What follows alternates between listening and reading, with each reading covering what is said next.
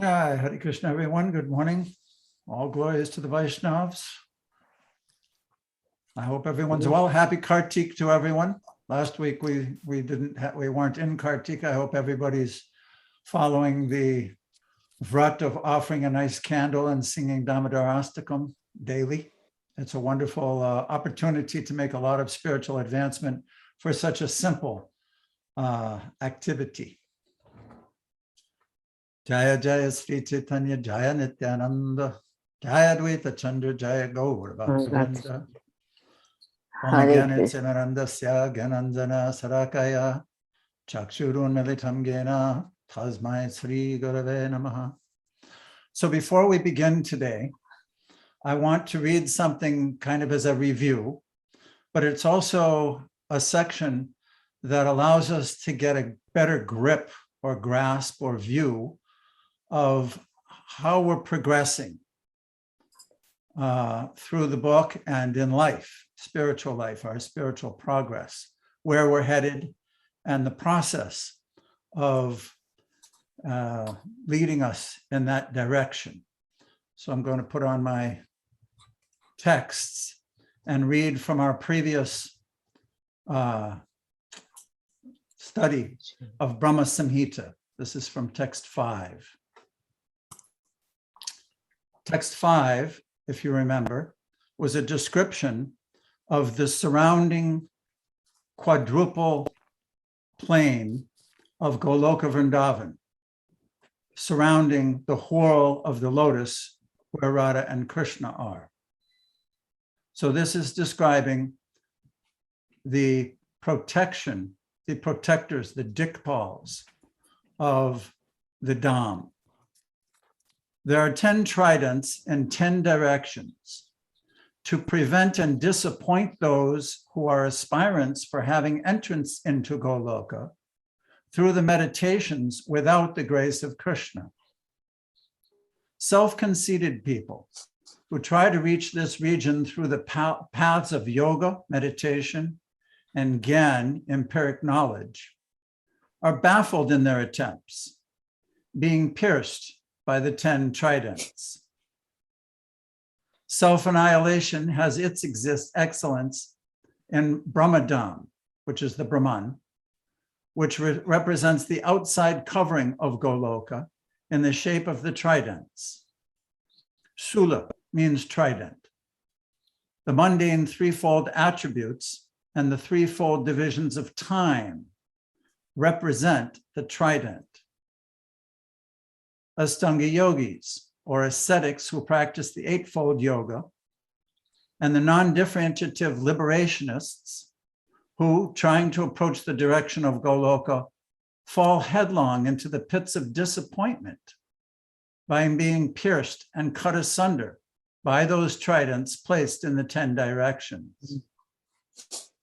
Those who proceed toward the direction of Goloka through the channel of devotion, alloyed with majestic ideas, are fascinated with the charms of Vaikuntha, which is the outer covering plane of Sri Goloka, at the site of the 8 perfections, like Anima, etc., and majesties like Mahapadma, etc.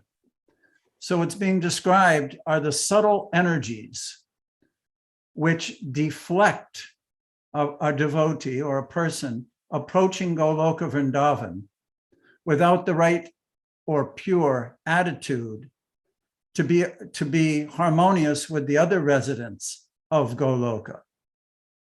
So the process of bhakti yoga prescribed by the Supreme Lord to Brahma to start the Brahma Sampradaya are the seeds which have been expanded into the Srimad Bhagavatam and its commentaries. And they present a systematic, progressive path for the conditioned souls.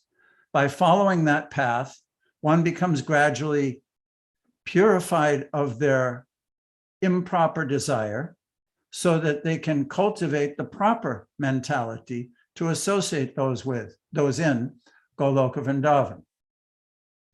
Purport continues. Those who are less forward in their intelligence relapse to the sevenfold world, falling under the control of the 10 protectors of the 10 directions in the guise of mantras. In this wise, Goloka has become unknowable and inaccessible. It is only the divine selves of Godhead, the propounders of the divine dispensations for the different ages, who are always forward there to favor the approaching devotees who seek entry into the realm of Goloka through the channel of pure devotional love. These divine forms of Godhead are surrounded there with attendants of their respective natures. Swetadweep in Goloka is their place of abode. Hence, Srila Vrindavan Das Thakur, the manifest Vyas of Chaitanya Lila, has described the village of Navadweep as bearing the name of Swetadweep. In this Swetadweep, the concluding portions of the pastimes of Gokula exist eternally as the pastimes of Navadweep. Hence, the region of Navadweep, Braj, and the realm of Goloka are one and the same indivisible entity. The difference only lies in the manifestations of the infinite varieties of sentiments, corresponding to the diverse nature of their devotional love. There is in this a most hidden principle, which only the greatest souls who are possessed of the highest transcendental love are enabled to realize by the direct grace of Krishna.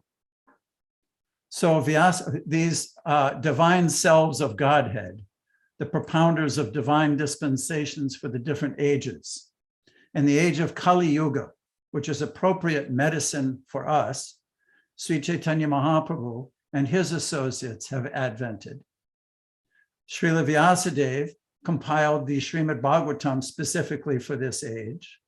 Krishna Dhamma Swamo Pagate Dharma Jnana Dibihi Saha Kalonasta Drishamesha Paranarko Dunoditaha. Just after the departure of Krishna to his own abode, along with knowledge and religion, this Purana became manifest through Vyasadeva, Sukadeva, and Maharaj Pariksit. So I wanted to kind of just bring us to where we are now and how we're progressing along this path, purifying ourselves by hearing these leelas and pastimes of Krishna, so that gradually we can be qualified to enter that realm. So now let us continue. Well, before we do, I'd like to make a little comment on this. Sure. That although the path back to Godhead is available to everyone, it is not cheap. And one of my favorite verses that I always quote, Ye yatamam prapadyante, to the extent that one gives himself or herself to this path of devotional service to achieve Krishna's lotus feet, then to that extent, it will be achieved. So it's not that, it's automatic. It's automatic that we're on the path, but we're talking about a very, very secretive thing that conditioned souls don't really understand in this world. They think they'll be happy here by engaging, or we think we'll be happy here by engaging in materialistic activities. But these, when we were discussing these dikpals, the guards preventing, not preventing, but monitoring who will be permitted to engage in these pastimes, one has to give up everything else, really. And as we chant, we have that, we develop that desire to do that, but let's think that this is just a cheap thing. I'll just chant a few rounds and I'm going back to Godhead, And also the path is there. We're on the path, but it requires to give your heart. It requires to give your heart. Just like if you're in a relationship with someone, a loving relationship, if you're not giving your full heart, that you won't achieve the same thing. Anyway, I thought that was an important point to mention. So, okay, we'll go on now with reading the text and the review. with Vaishnavi Pati. Are you there? I think Yep. okay. Well, you want to put up the, there we go. So Vaishnavi, Yes, why yes. don't you begin? Well, let me introduce it just Okay. to kind of bring it up. This is the October review, lessons 5 and 6, which are the end of the discussion on the gurus, and then it extends to discussions on the expansions, incarnations, and other aspects, energies of the absolute truth. So go ahead, Vaishnav, you can begin here. Remember to unmute. Chaitanya Charitamrita 157. All glories to Chintamani and my initiating spiritual master Somagiri. All glories to my instructing spiritual master, the Supreme Personality of Godhead, who wears peacock feathers in his crown. Under the shade of his lotus feet, which are like desire trees, Jai Shri Radharani enjoys the transcendental mellow of an eternal concert. Go on, Vaishnavi. Purport. This verse is from Krishna Karnamrita, which was written by a great Vaishnava sannyasi named Bilva Mangala Thakur, who is also known as Leela Shuka. In the beginning of that book, he has offered his obeisances to his different gurus, and it is to be noted that he has adored them all equally. The first spiritual master mentioned is Chintamani, who was one of his instructing spiritual masters because she first showed him the spiritual path. Chintamani was a prostitute with whom Bilvamangala was intimate earlier in his life. She gave him the inspiration to begin on the path of devotional service, and because she convinced him to give up material existence to try for perfection by loving Krishna, he has first offered his respects to her. Next, he offers his respects to his initiating spiritual master Somagiri, and then to the Supreme Personality of Godhead, who was also his instructing spiritual master. He explicitly mentions Bhagavan, who has peacock feathers on his crown, because the Lord of Vrindavan, Krishna, the cowherd boy, used to come to Bilvamangala to talk with him and supply him with milk. In his adoration of Lord Sri Krishna, the personality of Godhead, he states that Jai Shri, the goddess of fortune, Srimati Radharani, takes shelter in the shade of his lotus feet to enjoy the transcendental rasa of nuptial love. The complete treatise Krishna Karnamrita is dedicated to the transcendental pastimes of Sri Krishna and Srimati Radharani. It is a book to be read and understood by the most elevated devotees of Sri Krishna.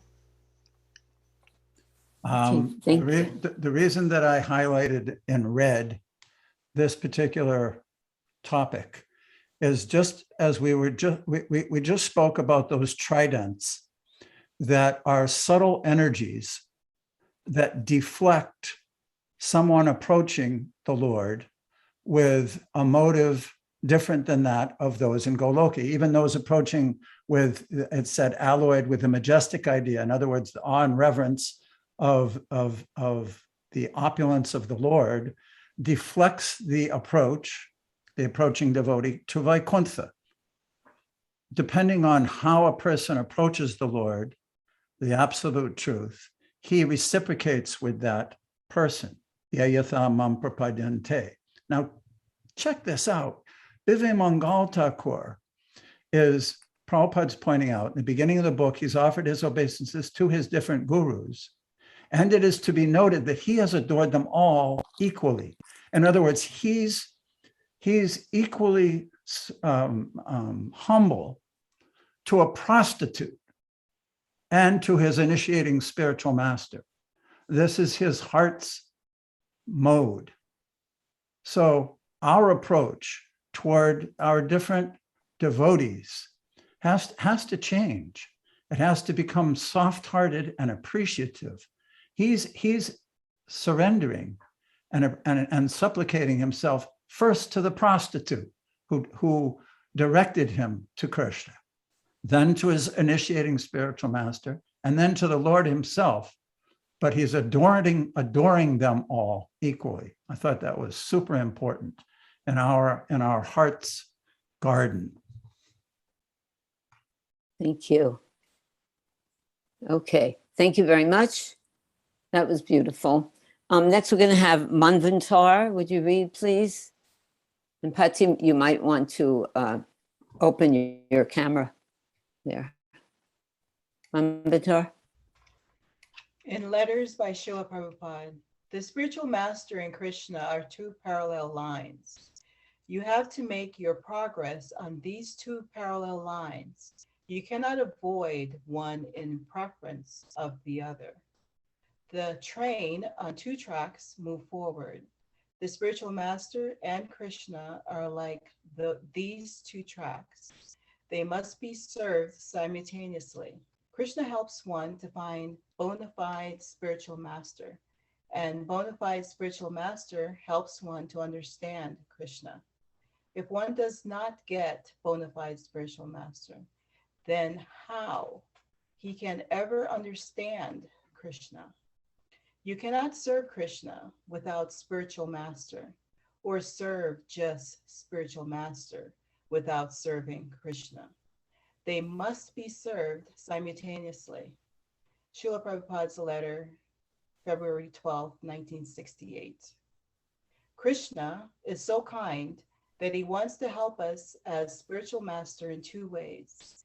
He helps us from within as Chaitya Guru, and he expands himself externally as Siksha Guru, as instructor, and Diksha Guru, initiator.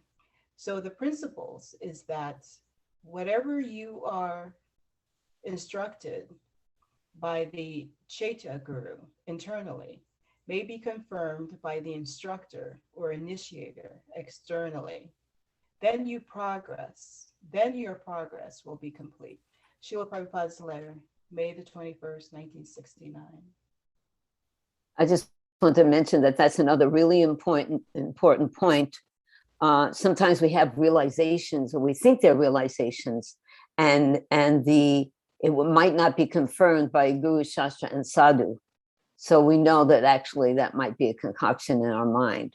When someone says, yes, I am seeing God, or let's take the humble position, always hear from Guru. That's how we confirm that what we're understanding internally, that would be the confirmation to see if it's approved and also noted by the spiritual master. Pati, you have something to say about that? Okay, unmute.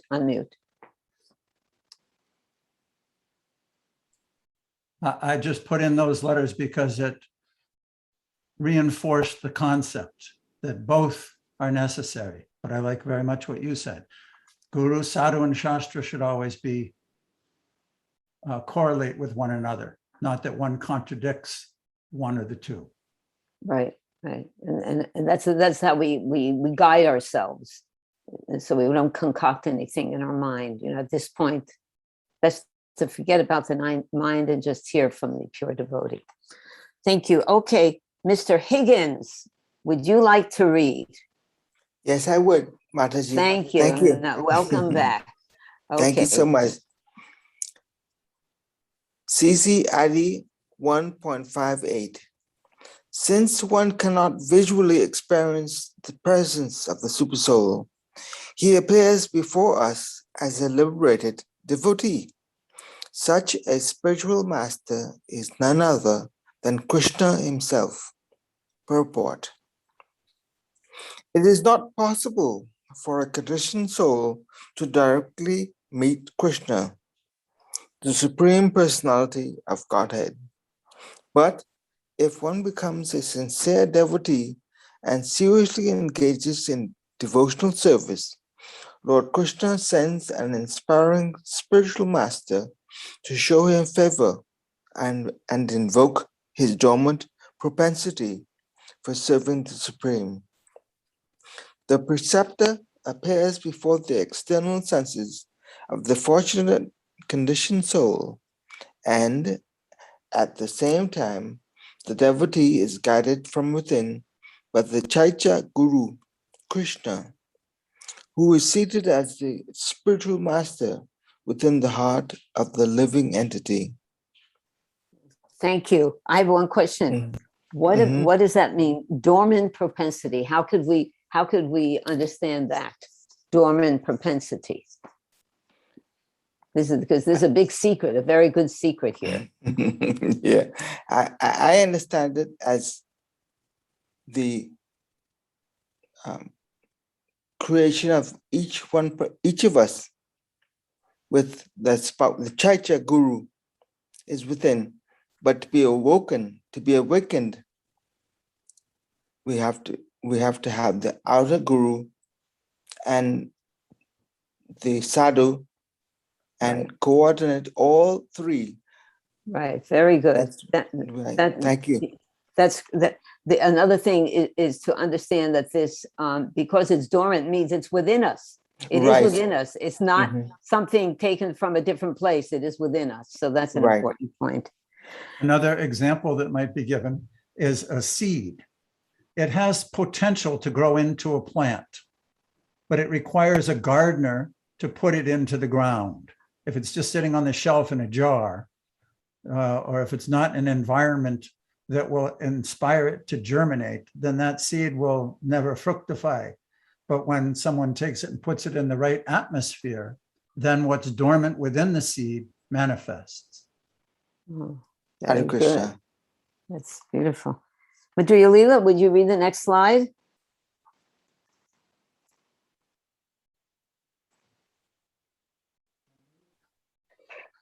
CC ID 1.59. One should therefore avoid bad company and associate only with devotees. With their realized instructions, such saints can cut the knot, connecting one with activities unfavorable to devotional service. Purport. This verse, which appears in Srimad Bhagavatam 11:26-26, was spoken by Lord Krishna to Uddhava in the text known as the Uddhava Gita. It is indicated that to learn the transcendental science, it is imperative that one avoid the company of undesirable persons and always seek the company of saints and sages who are able to impart lessons of transcendental knowledge. The potent words of such realized souls penetrate the heart, thereby eradicating all misgivings accumulated through years of undesirable association. For a neophyte devotee, there are two kinds of persons whose association is undesirable. One, gross materialists who constantly engage in sense gratification. And two, unbelievers who do not serve the Supreme Personality Godhead, but serve their senses and their mental whims in terms of their speculative habits. Intelligent persons seeking transcendental realization should very scrupulously avoid their company. Thank you. Madhurya Thank Leela, you. why do you think this particular verse is put in after those descriptions of the gurus? Well, because people could go to many different gurus who they think they're gurus, and maybe they're getting instructions from them. You have to know who the guru is. It has to be verified in Shastra, Sadhu. And so if you don't want to get, it says undesirable persons and always seeking the company of saints and sages. So we need to not associate with those people. Instead, associate with Shastric people who are following the Shastras and in line with the teachings of Lord Chaitanya and Krishna. That's beautiful. That's true. Well, what comes to mind is that I forgot what I was going to say. So go ahead. No, association is vitally important. One's association, because actually association is crystallizing. We become whom we're associating with. That's how vulnerable we are, conditioned souls. So we have to choose our association scrutinizingly, actually, if we want to develop in a certain way. Prabhupada used to say, businessmen associate with businessmen. because they talk about business. But so devotees who want to advance want to have the association of devotees who are also interested in advancing. I wanted to just ask Manvantar, what do you think about that? Right. I think what you said is excellent. It makes sense that you associate with, you become who you are with whom you associate. Yeah, I think we all experience that, don't you? Mm-hmm. Yeah. Very, very I was important. going to say, I remember what I was going to say. That is that Good. a saintly person, a guru, is capable of purifying even holy places. So that's why it's important to seek out the association of advanced souls who can serve in the role of diksha or shiksha. Very Or good. even Go on, Pat. Can't hear you. any kind of association can influence us in various ways. So it's not just gurus, but even in our social dealings and exchanges with one another. Although at times we may not be, quote unquote, talking exactly directly about Krishna, in the course of a conversation, trust is built, and in the course of understanding each other more intimately, that trust develops further, so that there are times when we can reveal our minds more openly, and whereas in other circumstances we might not do that unless that trust is built. So association doesn't just mean gatherings or at the temple, or it's a whole lifetime. I've experienced over my lifetime how that's influenced me over time, not just immediate experiences. Wonderful. And it speaks also about the 24 gurus in the Shastras. So I think it's in the 11th canto. So yeah, we can even learn lessons from ants or bees, pythons. So there's some sort of guru, like you said. Jenny. Thank you. Okay, we're going to go on now. That was a nice discussion. How about Karna? Would you like to read? Yes, sure. All right. So Chaitanya Charitamrita Adi Leela 1.60.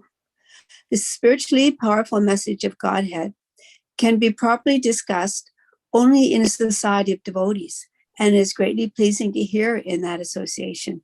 If one hears from devotees, the way of transcendental experience quickly opens, and gradually one attains firm faith that in due course develops into attraction and devotion. Purport by Srila Prabhupada. This verse appears in Srimad Bhagavatam 3:25-25, where Kapil Dev replies to the questions of his mother Devahuti about the process of devotional service. As one advances in devotional activities, the process becomes progressively clearer and more encouraging. Unless one gets this spiritual encouragement by following the instructions of the spiritual master, it is not possible to make advancement. Therefore, one's development of a taste for executing these instructions is the test of one's devotional service.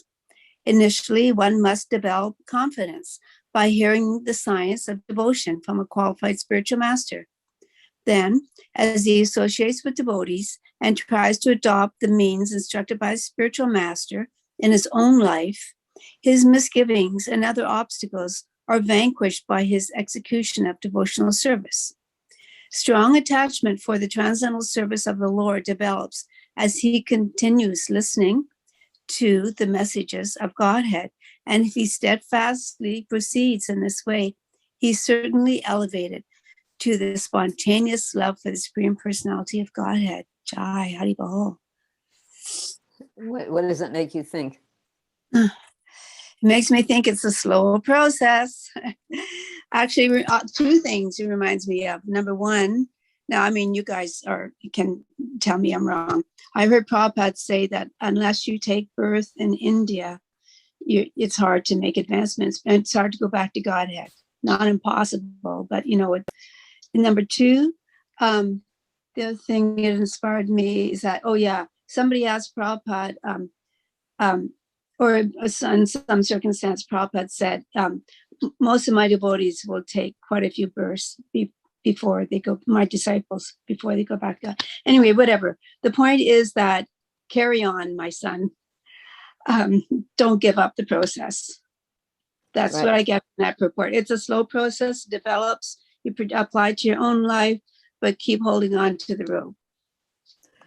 What you said about that Prabhupada mentioned in India, the Veda culture is still present slightly, but it's still present. People know about Krishna, people go to temples. And so to take birth in that atmosphere, in that association, one has an opportunity to grow in Krishna consciousness, just like if someone takes birth in the Hare Krishna movement or amongst devotees. That's very valuable. But there was a reason that Prabhupada came to get the malechas, and we did our best to help him, and that was mercy. That was definitely mercy. Right. The other thing we're talking about Indians, like when you actually go to India, like to see the culture and the country and stuff, like how like in ancient times, like the demigods would come and actually be attracted to women. It'd be like half human, like children. I just feel as though, like when I'm in India, like a lot of that DNA, like some Indians have particles of demigod DNA in them. It's just because they're just so naturally intelligent and pious and adept, and they're just like sort of like godly in their genes. It's beautiful. So that's why. So go ahead. No, it's okay. You want to take birth in India? Yeah. Don't take birth again. Don't risk it. Don't risk it. Fine. Don't risk it. And it's all astrological. And we know that it's a God conscious country. So that's very elevated. Whereas we see people are really going down pretty quick in other parts of the world. But Prabhupada also said that Indians might be closer to Krishna, but they're facing the wrong way. Right. And people in the West are further away, but they're facing the right direction. Now that's got some credence to it. There you go. Okay, Before so we we're going progress, to. I wanted to make a point here. Hopefully, we all continue to experience this dynamic, that as one advances in devotional activities, the process becomes progressively clearer and more encouraging. This doesn't mean that one learns a particular processes and does it for 5 or 10 years and then plateaus. What's being described is it's progressively encouraging all the way up to eternity. Even the Lord's most intimate associates are constantly more and more encouraged in their relationship with the Lord. It's the nature of spirit, as opposed to the nature of material things that become stagnant and hackneyed. So back to our tridents and the garden of the heart and the nature of the heart. When we come across topics or circumstances which we feel that we should surrender to in order to advance, we learn something as we go along. If we don't surrender to that, if we are stubborn and hold on, it's almost like a bird whose wings are trying to sprout. It's not jumping out of the nest. We have to continue the process of increasing our rounds, increasing our sadhana, increasing our quality of association. All these things together help us continue this process rather than plateauing and kind of just going on with a monotone sort of attitude toward the whole experience. Okay. Shall we go on? Nanda, are you with us? Nanda ji? Let's wait to see. Yes, dear, I'm here. Oh, my darling. Okay, we're very blessed. Nanda is with us now. Could you read and comment on the next two slides, please? Okay, Chaitanya, let me just turn my music off in the background, sorry. Okay, dokie. Chaitanya Charitamrita Adi Leela 61 and 62. A pure devotee constantly engaged in the loving service of the Lord is identical with the Lord, who is always seated in his heart. Quote, saints are my heart, and only I am their hearts. They do not know anyone but me, and therefore I do not recognize anyone besides them as mine. Purport. This verse appears in Srimad Bhagavatam, 9th canto, 4th chapter, 68th verse, in connection with a misunderstanding between Durvasa Muni and Maharaj Ambarish. The Lord, being full and free from problems, can wholeheartedly care for his devotees. His concern is how to elevate and protect all those who have taken shelter at his feet. The same responsibility is also entrusted to the spiritual master. The bona fide spiritual master's concern is how the devotees who have surrendered to him as a representative of the Lord may make progress in devotional service. The Supreme Personality of Godhead is always mindful of the devotees who fully engage in cultivating knowledge of him, having taken shelter at his lotus feet. Care to explain further? Wait, let's go back to that one second, just because now we got Nanda, we have to take advantage of this. Tell me what this means, Nandaji. Well, it's a very interesting quote inside the verse of Adi Leela, the quote where it says, where Krishna is saying, saints are my heart and only I am in their hearts. So we're just studying in our Bhagavad Gita class how Krishna says, I'm not partial to anyone. I don't envy anyone. Yet, even though I'm not partial, somebody who surrenders to me, I am partial to them. So it's an interesting way he presents it there. And this is confirming it even more strongly, how he says, no one else is in my heart because their love is so strong for me. I'm reciprocating very strongly with that love. So it's quite inspiring, isn't it? And quite encouraging too. And also that phrase, you could tell that it struck me, that phrase in the purport, the Lord being full and free from problems can wholeheartedly care for his devotees. So who wants to surrender to somebody who isn't, in a sense, worthy of that surrender, or who can't protect you or can't free you from your difficulties or whatever? But the Lord being full, complete, Om Purnam, he's complete and he's completely full, and he can wholeheartedly take care of his devotees. And also interesting how Prabhupada talks about the spiritual master's concern and how the devotees may make progress in devotional service. So the spiritual master becomes the transparent via medium of the mercy of the Lord. Is that what it means, identical? Is it identical? So what is that identical? Because he's the trans. Okay, identical, transparent. Yes, because transparent means that whatever Krishna sends through him, the spiritual master is again expressing that and passing it on. So just like, I don't know if this is exactly where you're going, but just like when somebody asks, sometimes it's, okay, I'm almost forgetting the example. Oh, yeah. Sometimes someone might ask Srila Prabhupada one of those silly questions like, how many windows there are in the Empire State Building? And Prabhupada's point is, it's not that the spiritual master knows every single detail like that. He knows whatever Krishna wants him to know, So I don't know if that's... It's absolutely, completely self-realized and knows the spiritual world. Yeah. Then knowing the amount of windows in the Empire State Building, it is a bit irrelevant, one might say. A bit irrelevant. Okay, we better go on because we got a lot more to cover. You want to just read the next verse and then Tisha after Nanda.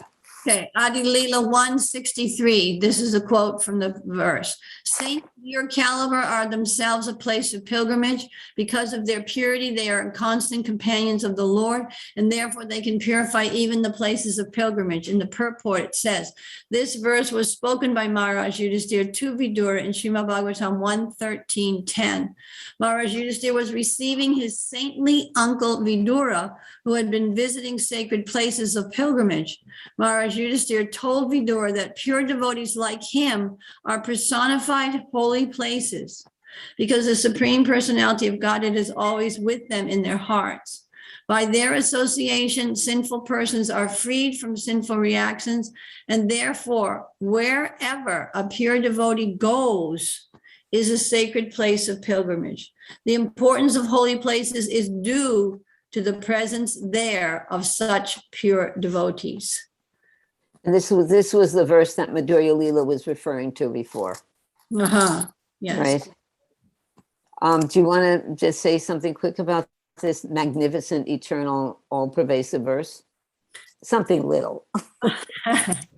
Well, that's why it was so special when Srila Prabhupada would go anywhere, because wherever he goes, he would bring, you know, he as the representative of the Supreme Lord, representing that Supreme Lord, that supreme purity, he would go there and be able to, his level of realization, he was able to inject within the hearts of those devotees that would listen to submissively to his message, the seeds of love of Godhead. So what better association than that can you get? Not much. And Thank Mataji, you. I think it was from my I think it was from my Chaitanya Charitamrita daily reading that I read, and it was really beautiful to see that it said that the only reason why the pure devotees go to the holy places is to purify those holy places. Yes. Yeah, That's- totally. That's true. Yeah. Very good. Very good point. Thank you both. Thank you, Nandaji. Tisha, would you like to read the next slide? Yes, thank you, Mataji. CC Adi 164. Such pure devotees are of two types: personal associates, parasats, and neophyte devotees, sadakas. Purport.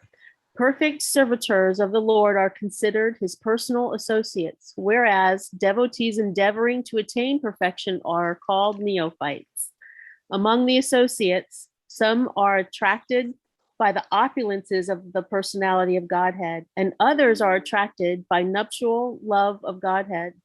The former devotees are placed in the realm of Vaikuntha to render reverential devotional service, whereas the latter devotees are placed in Vrindavan for the direct service of Sri Krishna. Okay. Do you want to go on to the next one? Wait a minute. Hati. Hold on. Yeah, at this point, the topic has ended, describing the Okay. devotees of the Lord. This final verse explains all the different types of devotees we've been reading about since the beginning of the discussion on the gurus are to be included. It's not just the parishads or personal associates of the Lord who are to be revered. He's pointing out that all the devotees, pure devotees, are of two types: the personal associates and the neophyte devotees. Can anybody give an example of how that is so, and what example Srila Prabhupada gave us? How is a neophyte devotee a pure devotee? Srila Prabhupada gave the example of an unripe mango. An unripe mango and a ripe mango are both mangoes. So the unripe mango is still in that category. When one surrenders to Krishna and completely follows the process according to the instructions of the spiritual master, naturally in the beginning, due to previous conditioning, the impurities, the unripeness of one's spiritual existence is still prevalent. But as one performs the process, so he can be considered pure, because in that sense, he's surrendered. And Krishna says, one who surrenders unto me, I reward them accordingly, and I cleanse them, mahasuchaha, of all sinful reactions. So the point being made, I think, by Krishnadas Kaviraj Goswami in the big picture is that his offering obeisances in the beginning of the book to the 6 aspects of the absolute truth, he's including in his humbleness and his bowing down and begging for mercy before he continues on with the book for the grace of all the devotees of the Lord. The pure devotees, the neophytes, anyone who reads his book. He often does that. So this is his humble nature is the dominant feature in this presentation. So now we'll continue on with the second part of the first verse of Chaitanya Charitamrita. Okay, teacher, why don't you continue then, just on this next one. Okay. Note, the author continues expanding upon the first verse of his book, which includes 6 aspects. CC Adi 1:1. I offer my respectful obeisances unto the spiritual masters, the devotees of the Lord's incarnations, his plenary portions, his energies, and the primeval Lord himself, Sri Krishna Chaitanya. In previous verses, he explained the spiritual masters and devotees of the Lord. Now he will continue with the Lord's incarnations, his plenary portions, his energies, and the primeval Lord himself. Pati, do you want to explain that graph? Yeah. Pati? Sure. Basically, you can see it. Let me brighten up my screen. Prabhu, There- is there a way to enlarge the graph now? No, not now. It's on the page in the course materials in a much bigger way. And according to your device, you can expand it. Basically, it just shows how Krishna is here. He expands as Balaram. Balaram expands as the Chaturvyuha. The Chaturvyuha, Sankarshan expands again. Then there's a second Chaturvyuha. Then there's the Purusha avatars.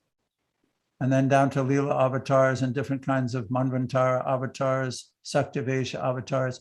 This will all be described. And then over here, there's Shakti expansions, the different goddesses of fortune.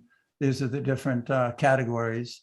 And as we go through the rest of it, it's a very brief overview of what's coming up in the next several verses.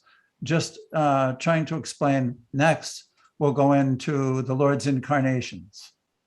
We just covered the spiritual masters and devotees of the Lord. Now it's a very brief explanation of the Lord's incarnations, then his plenary portions, his energies, and then in the next verse, the primeval Lord himself. That'll be next week. Okay, thank you. And Elizabeth, you can continue reading here, but this is also previously what my husband was describing. Makes me feel like, again, this is not a whimsical science. This is the most complete science of God realization, and it requires our full attention. We don't have to be intellectual to understand God. We just have to have an open heart and open our heart completely to Krishna consciousness and actually forget about the rest of the stuff. You know, it's just standing out at the page like that. Okay, Elizabeth, go on, read. Yes, Mataji. Chaitanya Charitamrita Adi Lila 1.65 to 67. There are 3 categories of incarnations of Godhead: partial incarnations, Amsha avatars, qualitative incarnations, Guna avatars, and empowered incarnations, Shaktavesha avatars. The Purushas and Matsya are examples of partial incarnations. Brahma, Vishnu, and Shiva are qualitative incarnations. Empowered incarnations are those like the Kumaras, King Prithu, and Mahamuni Vyasa, the compiler of the Vedas. Okay, thank you, Elizabeth. We have Jayashri with us, and I would like you to read, if possible, Jayashri, the next verse. Thank you, Elizabeth. That was good. Chaitanya Charitamrita Adi 1.68. Personality of Godhead exhibits himself in two kinds of forms, Prakash and Vilas. Purport. The Supreme Lord expands his personal forms in two primary categories. The Prakash forms are manifested by Lord Krishna for his pastimes, and their features are exactly like his. When Lord Krishna married 16,000 queens in Dwarka, he did so in 16,000 Prakash expansions. Similarly, during the Rasa dance, he expanded himself in identical Prakash forms to dance beside each and every gopi simultaneously. When the Lord manifests his Vilas expansions, however, they are all somewhat different in their bodily features. Lord Balaram is the first Vilas expansion of Lord Krishna, and the four-handed Narayan forms in Vaikuntha expand from Balaram. There is no difference between the bodily forms of Sri Krishna and Balaram, except their bodily colors are different. Similarly, Sri Narayan in Vaikuntha has 4 hands, whereas Krishna has only 2. The expansions of the Lord who manifest such bodily differences are known as Vilasa Vigrahas. Thank you, Jayashri. This gets a little bit technical. Well, actually, Jayashri, why don't you share your realizations about those two? It's quite easy, actually. There's 2 different expansions being described. What are the 2? So the Prakash is Krishna, whose identity is the same, and all the when he expands himself. Good. And then the Vilas is a little different. You can see there's a difference in color or a difference in a little bit in the bodily form. Wonderful. Perfect. And the first Vilas expansion is? Balaram. Good, there you go. That's just for everybody's, I don't know if others can think like this, but this Prakash, the P, personal, I kind of can remember that Krishna's same forms are the Prakash forms by that P. It means personal. His personal forms are all the same, whereas the Vilas is slightly different. Okay, discussion continues. Can I ask you a question about that? Yeah, sure. So Prakash, it said all the forms are the same, identical. Yes. So you gave the example of Krishna's 16,100, but then it talked about so if they're all the same, but then it talked about Narada Muni going to each palace, and every Krishna was doing different things. So, and then we have the example of Subharamuni, who also was Prakash. So this, but he was identical, and I think that means that all 50 forms he had were doing exactly the same thing. Right. Right. So, can you just explain? Sure. When I was growing up, there was a bathroom in our house, and it had 3 sides to it. One, right when you were facing the mirror. Then there was a mirror to your left and a mirror to your right. And if you looked in one of the side mirrors, you could see yourself continue all the way down the line unlimitedly because it's a reflection from the other side. But if I moved my hand, then all the hands would move exactly the same. There was no separate identity to any of those reflected images.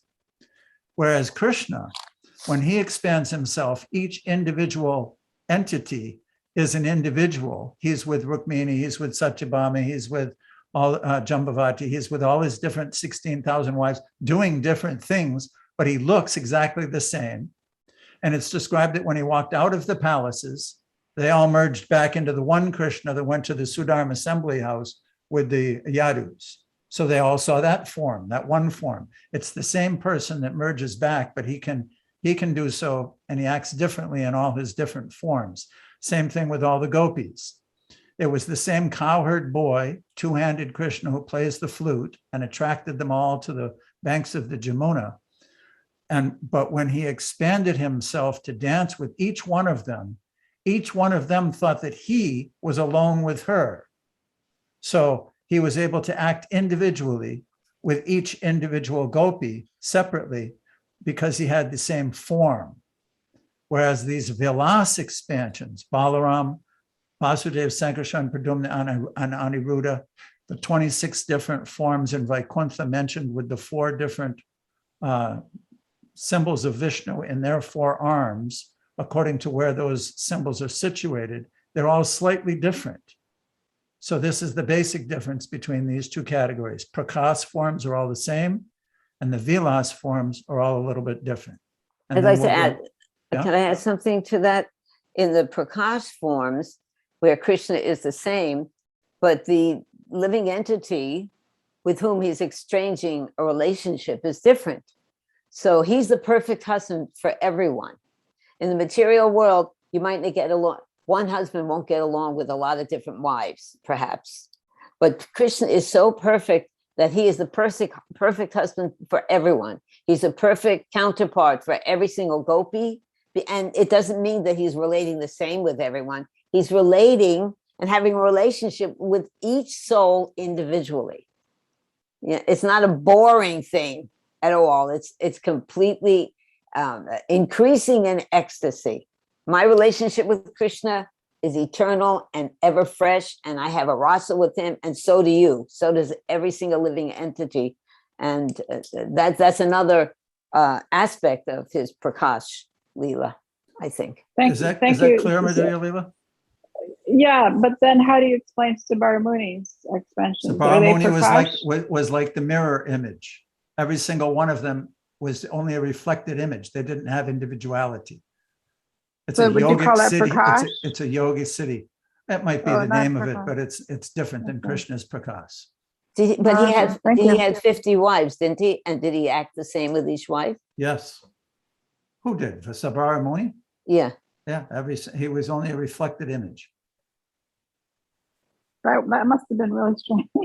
Very, very trying to be Krishna. He did make it. Who was that warrior who tied on 2 extra arms? Oh my God. What was his name? What is his name? I forgot his name. Oh God. Madhurya, what's his name? Boundary. Who was it, Sulakshana? It was Boundary, I thought. Pondrika. Yeah. Pundraka. Right. Okay. Oh my God. Everyone is here today. So let's go on. And the next one to read will be Narayan. Okay, let me explain what's happening here. Okay. Understanding the literary techniques of Krishnadas Kaviraj Goswami and Srila Prabhupada's commentaries on this. What happens is that this is the verse 168, and Srila Prabhupada wrote a purport which kind of explains this concept prior to Krishnadas Kaviraj Goswami giving the explanations in a similar format. So now we'll read the verses which basically explain the same thing that the purport just did. Go ahead, Narayan. Okay. Adi Leela 169 to 70. When the personality of Godhead expands himself in many forms, all non-different in their features, as Lord Krishna did when he married 16,000 queens and when he performed his rasa dance. Such forms of the Lord are called manifested forms, prakasa vigrahas. Keep going. It is astounding that Lord Sri Krishna, who is one without a second, expanded himself in 16,000 similar forms to marry 16,000 queens in their respective homes. Quoted from Srimad Bhagavatam 1069.2. When Lord Krishna, surrounded by groups of cowherd girls, began the festivities of the rasa dance, the Lord of all mystic powers placed himself between each 2 girls. When the cowherd girls and Krishna thus joined together, each girl thought that Krishna was dearly embracing her alone. To behold this wonderful pastime, of the Lord. The Dizians of heaven and their wives, all very eager to see the dance, flew in the sky in their hundreds of airplanes. They showered flowers and beat sweetly on drums. Quote from Srimad Bhagavatam 1033.3. Thank you, Narayan.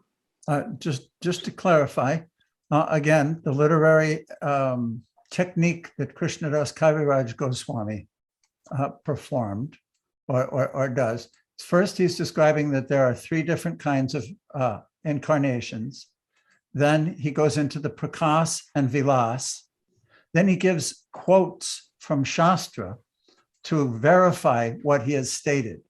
This is also what Srila Prabhupada often does in his purports, and what we've tried to stress over the years in our presenting these courses when studying. Always quote from Shastra to verify the concept. And we see that that is the process being described here or used. And now what happens, finally, I'll explain it in the next text. Sama? Okay, so Ian, would you like to read? And then because we have a special thing at the end, and we'll ask Sulakshana and Faye to read those. But Ian, why don't you read now, Angel? Are you with us? Yeah, can you hear me? Yes, yes, very good. Okay, CC Adi 1.75. If numerous forms are equal in their features, are displayed simultaneously. Such forms are called Prakash Vigaras of the Lord. Lagu Bhagavatamrita 1.21, compiled by Srila Rupa Goswami. Now in this text, previously, Krishnadas Kaviraj Goswami had quoted from Srimad Bhagavatam, these two verses, one about the queens and one about the gopis. And in this verse, he's quoting Rupa Goswami. Lagu Bhagavatamrita is a book by Rupa Goswami describing the different incarnations of the Lord, because he spent time with Lord Chaitanya. He's considered the foremost acharya, or rasacharya, on the rasa of love of Godhead. That's why we're called Rupanugas.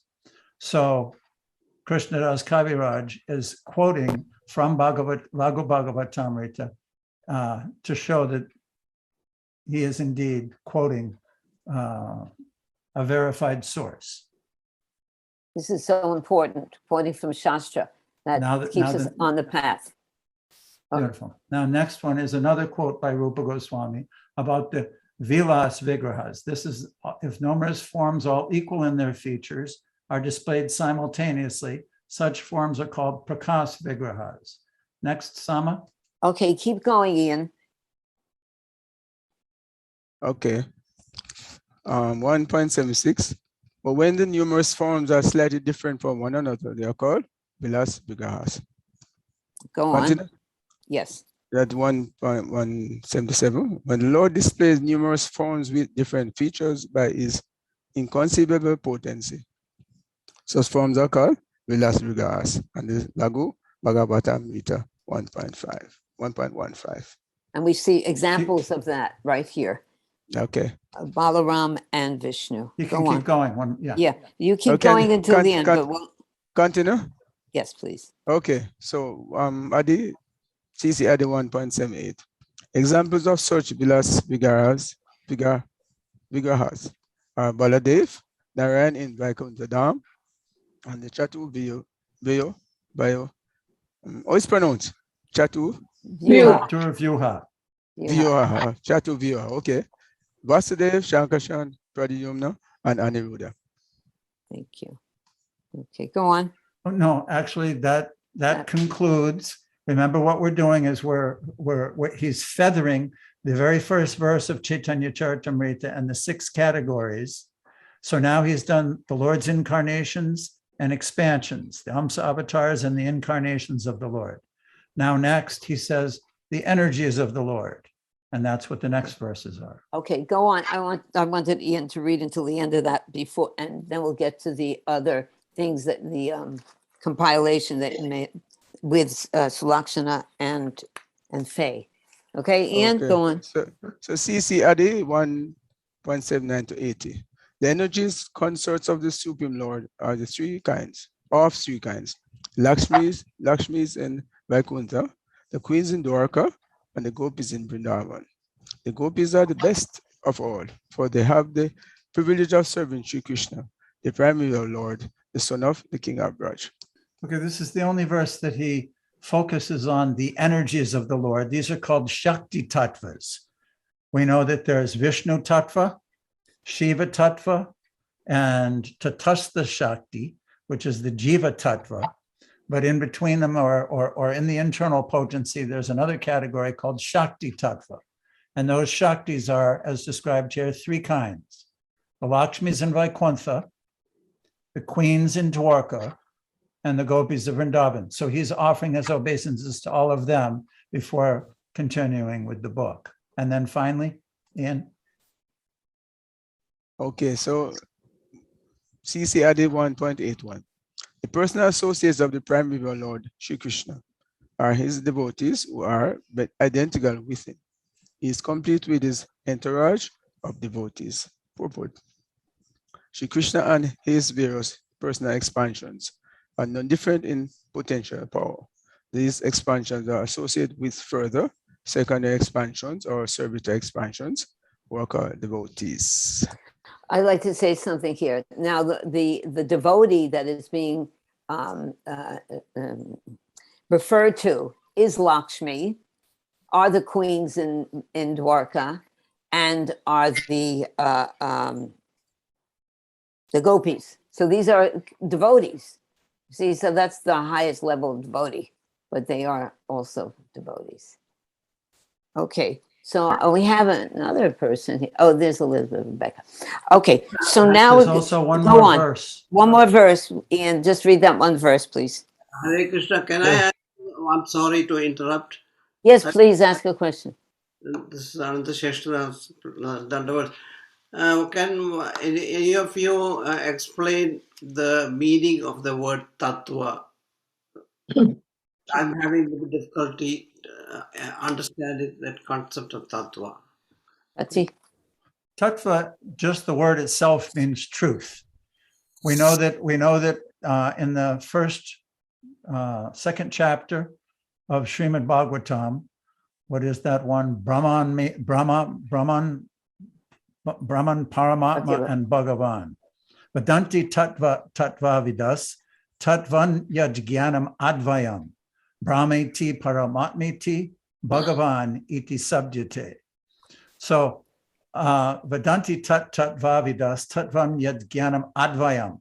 Advayam means that it's non-dual, it's all one. But yet, Brahmeti, Paramatmeti, Bhagavan, iti sabdyate. There are different features to that absolute truth. So tattva means truth, but there are different categories to that truth. Like Vishnu tattva. It's a Vishnu tat. It's a Vishnu truth. And that's a category, the Supreme Lord. Shakti tattva is the internal energies of the Lord, truth. Jiva tattva is the marginal energy, but also part and parcel of Krishna, and therefore part of the absolute truth, tattva. Does that help? There's also Guru Tattva. Guru Tattva, Shiva Tattva. Shiva Tattva. So there's a lot of truths, and they're not different really, because truth is essential, and it's not different, but there are different aspects of the truth. These are accepted to be the absolute. Thank you very much. When you mentioned categories, that kind of helps. Okay, good. Thank you. Okay, so now we're going to go on to this last section, which are important. Oh, there's one. We still the last one. Sorry. Go on, Ian. Okay, so CC added 1.82. Now I have worshipped all the various levels of devotees. Worshipping them is the source of all good fortune. Once again, this reveals Krishnadas Kaviraj Goswami's sentiments. And it's called a Mangala Charana. He's offered prayers before he even begins the book. And this is how he concludes it. Thank you. So, Faye, please read the next important quotes from this chapter, and then Sulakshana, the last one. Thank you, Mataji. Important quotes from this chapter. The initiating and instructing spiritual masters are equal and identical manifestations of Krishna, although they have different dealings. The 6 principles are differently manifested, but all equally worshipable. Krishnadas Kaviraj begins by offering his obeisances unto them to teach us the method of worshiping Lord Chaitanya. Chaitanya Charitamrita Adilila 134 purport. By associating with devotees of Lord Krishna, one develops a sense of Krishna consciousness and thus becomes inclined toward the loving service of the Lord. This is the process of approaching the Supreme Lord by gradual appreciation in devotional service. If one desires unalloyed devotional service, one must associate with devotees of Sri Krishna, for by such association only can a conditioned soul achieve a taste for transcendental love and thus revive his eternal relationship with Godhead in a specific manifestation and in terms of the specific transcendental mellow or rasa that one has eternally inherent in him. Jiva Goswami advises that one not accept a spiritual master in terms of hereditary or customary social and ecclesiastical conventions. One should simply try to find a genuinely qualified spiritual master for actual advancement in spiritual understanding. Chaitanya Charitamrita Adilila 135 purport. So, Faye, what can you tell us about these are the essence, these are the essential, maybe Patsy, maybe you could keep it on the screen so that we can look at just real quick and refer to it. Are we going back there? Yeah. Okay, so these are the essential points that some essential points from the chapter. What do you, Faye, since you read it, what do you think? There's a lot packed in there, Mataji. A lot packed in. There's a lot packed in. Well, take one point. What about this?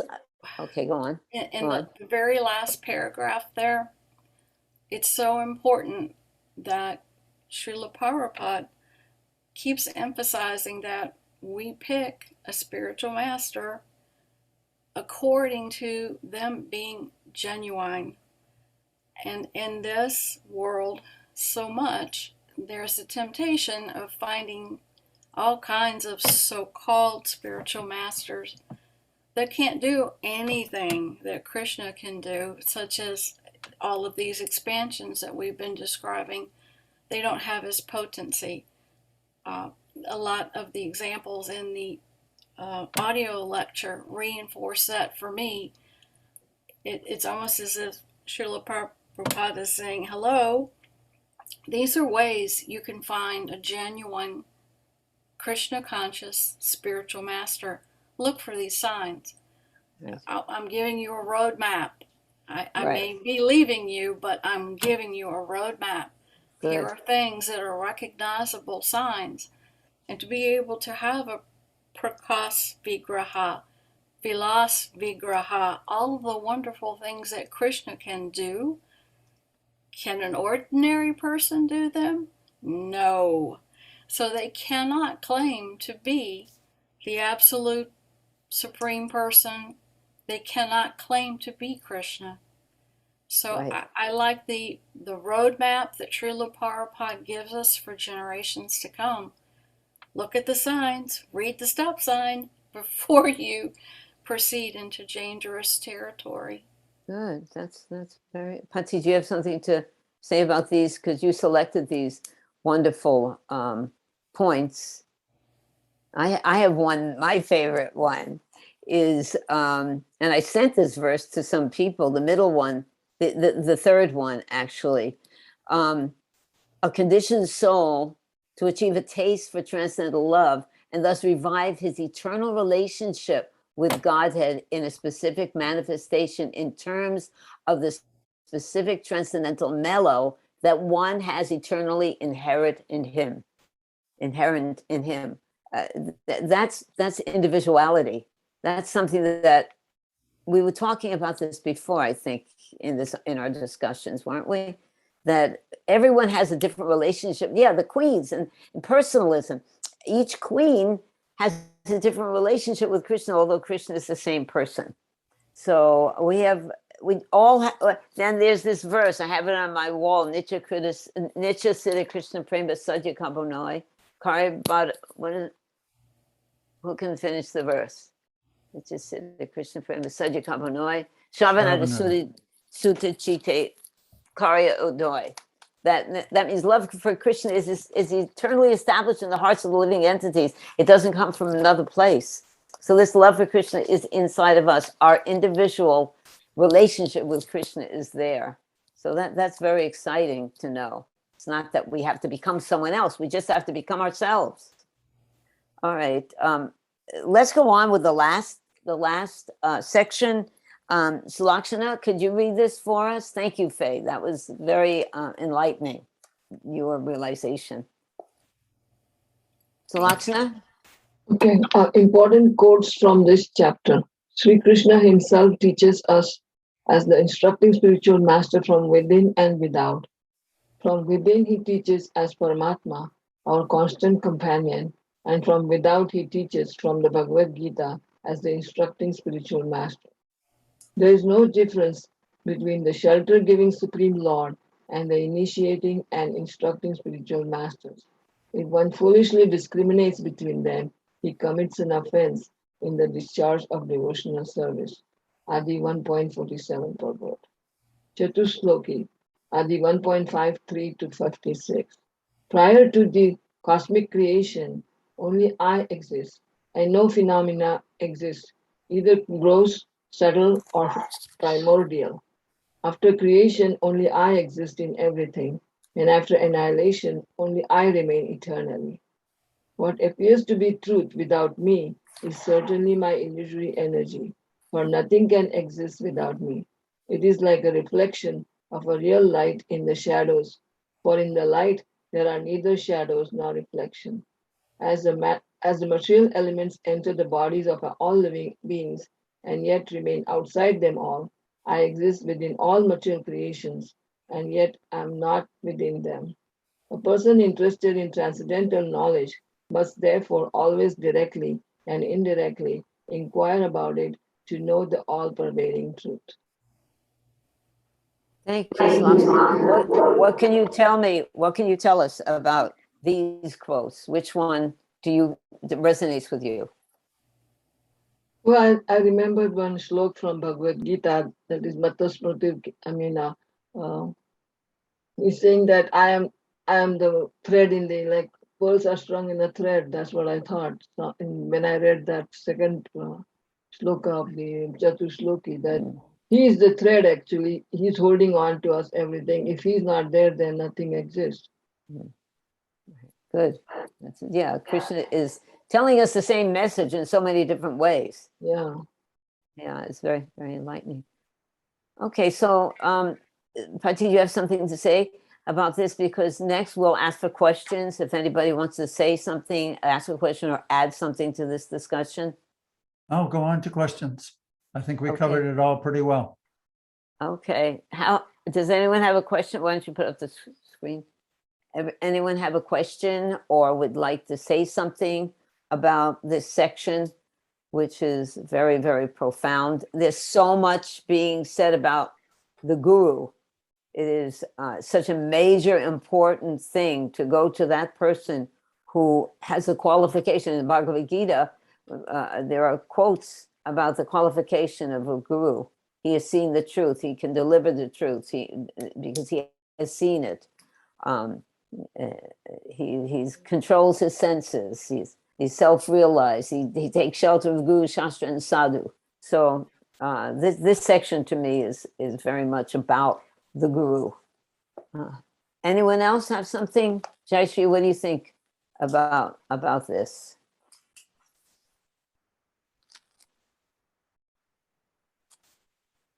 Unmute, Jayashree. I'm unmuted. I was just wanted a little more explanation about the Neophyte devotees and them such pure devotees are of the two types, that whole thing. I think I kind of missed it. Okay. Pati, you want to answer Sure. that? What he's doing is that verse, he is explaining at the end, at the end of his explanation of, he said, I offer my obeisances unto the spiritual masters, the devotees of the Lord, the expansions of the Lord, incarnations of the Lord. So he's including the devotees of the Lord, both advanced and neophyte, in his humble request that he obtain their goodwill before progressing with his book. So the point that was being made throughout that whole section was just like, again, we discussed his humbleness and including equally the prostitute and his initiating spiritual master. It's not that they're philosophically equal to one another, but his sentiment, his appreciation for their relationship with the Lord is what's foremost. So the way I digest that is, in my relationship with all the different devotees I meet, is to appreciate their bhakti, to have that sentiment in my heart so that I can properly appreciate them and not find fault and bickering and so many different things that happen in the material world. So that's my understanding of why that example is there. On another note, when it's referred to neophyte devotee, so we think that neophyte devotee is someone who just came off the street, but actually a neophyte devotee is defined as one who is not totally aware of his relationship with Krishna. So that is a little intense, but Krishna's kind and we can keep chanting, and even if we're aware or not, we know we're servants of Krishna. But I thought that was very interesting point. I think I read it in this section, that a neophyte devotee is, because devotee means, when Krishna says there's not non-different between Krishna and the devotee. So I don't know if he's talking about me. I think he's probably talking about the Shaktis who are also devotees, considered to be devotees. So, but we are neophyte devotees. Prabhupada always called us neophyte devotees, and he called himself a neophyte devotee, which was actually very amazing. Of course, he wasn't just in the same way Krishnadas Kaviraj is humble. Srila Prabhupada displayed that humility. But we are neophyte devotees. Here I put up the verse so everybody can see it. Such pure devotees are of two types. Personal associates, which are called parishats. That means the Nitya Siddha devotees. And neophyte devotees are sadhakas, those who are on the path, trying to become purified. Yeah, that's it. Perfect servitors of the Lord are considered his person. Oh, you took it away, but it's all right. That's it. Here we go. Personal servitors of the Lord are considered his personal associates, whereas devotees endeavoring to attain perfection are called neophytes. So that's who I think it's pretty safe to say that most of us are in that category. I can say one thing. Yes, please. It's just that we've all bought the ticket. Prabhupada said we're at the train station, we're on the train, some first class like that, but we all bought the ticket. So eventually we're going to get there. Yeah, right. Not only that, we're in the train. We bought the ticket, it didn't blow out of our hands. We're walking in the train We just have to stay on the train. And Krishna was actually, when my daughter was little, we used to have this thing called the Hare Krishna choo-choo train. And, the whole disciplic succession was there, and the order how we worship Krishna. So we Faye are has a on the Hare question. Krishna. Yes. Has a question? Faye. Faye. Thank All right. you. My question goes back to the different types of expansions and powers and whatnot that the Lord can do. I was thinking about the Vilas and the Prakas again, and the particular pastime that came to mind was one with Krishna and Balaram associating with the little cowherd boys and their cows and calves, and Rama comes along and plays a trick and tries to take the little boys away and the little cows away. To comfort his devotees during this trick, Lord Krishna made copies, so to speak, of the cows and calves and the missing cowherd boys.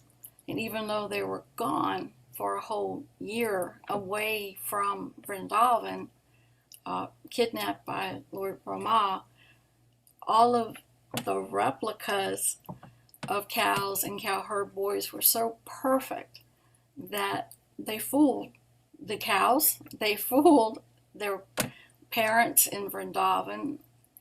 Everyone was just even more sweetly attracted to these calves and cows and children that were suddenly in their homes. They never even knew it happened.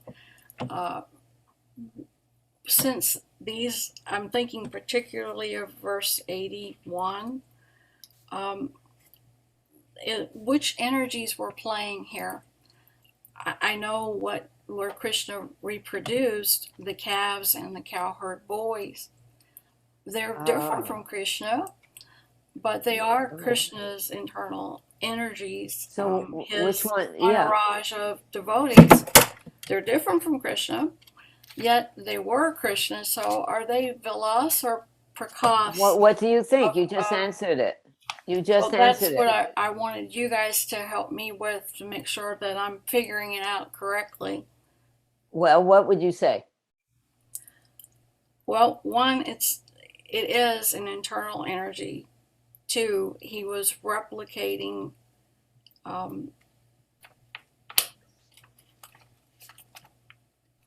the features of his companions, which are really from his energy, but the features he replicated aren't identical to him. So Vilas? Yes. Vilasa Vigraha of his energies. Krishna can take any form that he wants. It is a form, and he's I think it's Vilas. What do you say, Patti? First of all, I can tell by the way that Faye is using the terminology that we should understand both the Prakas forms of the Lord and the Vilas forms of the Lord are all his internal potencies. Sure. It's not that there's an external potency. This particular feature is individually unique, and it was Yogamaya, his internal potency, which manifested those second forms so that he could relate with his devotees in the different families. For example, the cowherd girls had wanted to have relationships with Krishna. And when during that year, there's one commentary that says that while Krishna was playing the part of the cowherd boys, all the girls became of marriageable age and married those cowherd boys. So they actually married Krishna, although they weren't per se his wedded wives throughout life. So it was a special, unique feature for that pastime. Yes, sir. Thank you. Would you say it's Vilas? Oh, it is Vilas because It's they're not the Vilas. same. They're not the same personal features. Yeah. But That's if you read chapter 20, Chaitanya Charitamrita Madhya Lila, Lord Chaitanya's instructions to Sanatana Goswami, the two Prakas form, that's pretty much a category, but the Vilas forms has several subcategories to it. Oof. I knew they had to be coming from Krishna, because if the texts tell us that the parents of these children were even more attracted Right. to them while they were being replaced, while Brahma had them captive, they loved their children more, but they didn't know why they were loving them more. And it was that sweetness of Krishna's energies that gave me the clue. This has got to be Krishna. Right. Nice. Yeah, beautiful example. Thank you. You. Anyone else have? Thank you, Faye. That was. So what anyone about else? those? What about those wives, which were, I mean, 16,108 wives he married that time? What about it? Krishna manifested himself into 16,108 husbands. Prakash. That was Prakash. Yeah. Because he is the same Krishna, but we had this discussion. He's relating to each wife according to that person's innate relationship with him. But he's the same Krishna. In the same way he's with Prakash when he was relating to the gopis and dancing with the gopis. Here it is, right up here. Read it, Patsy. Oh, Sulakshana, read this. It is astounding that Lord Sri Krishna, who is one without a second, expanded himself in 16,000 similar forms to marry 16,000 queens in their respective homes. When Lord Krishna, surrounded by groups of cowherd girls, began the festivities of the Rasa dance, the Lord of all mystic powers placed himself between each two girls. When the cowherd girls and Krishna thus joined together, each girl thought that Krishna was dearly embracing her alone. To behold this wonderful pastime of the Lords, the denizens of heaven and their wives, all very eager to see the dance, flew in the sky in their hundreds of airplanes. They showered flowers and beat sweetly on the drums. This is the perfect manifestation of Prakash.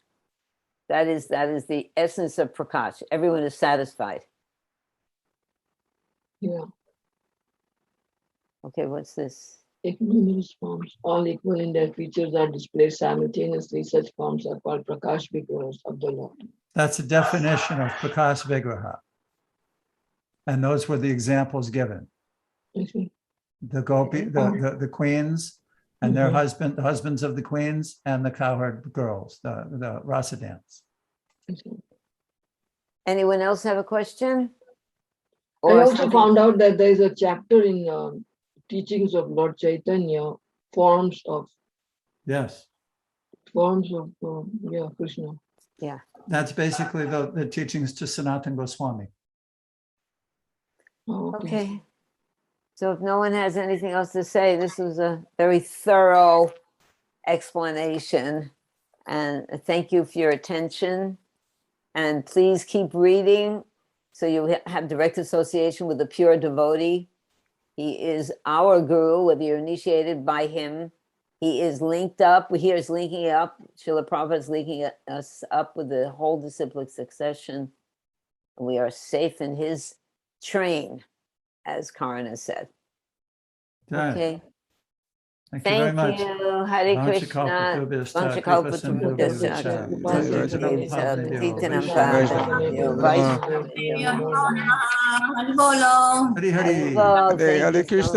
Hare Krishna. Hare Krishna.